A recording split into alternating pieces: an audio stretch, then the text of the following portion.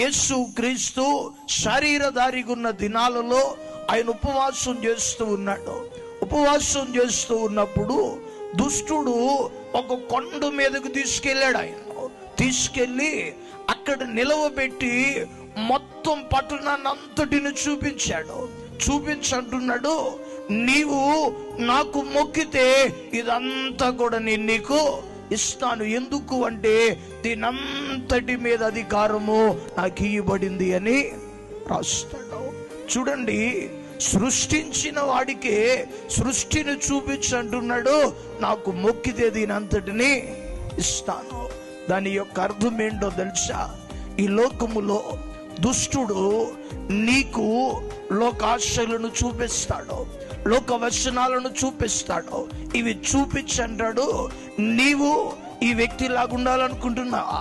నీవు ఫలానా వాడిలాగా ఉండాలనుకుంటున్నావా? నీవు ఇలాగుండాలనుకుంటున్నావా? అయితే ఒక పని చెయ్యి. ఏంటి ఆ పని అంటే, నేను చెప్పినట్టు చెయ్యి, నీవు కూడా అలాగ ఉండేటట్టు నేను చూస్తాను. ఈరోజు మనము జ్ఞాపకం ఉంచుకోవలసిన అతి ప్రాముఖ్యమైన విషయం ఏంటో తెలుసా?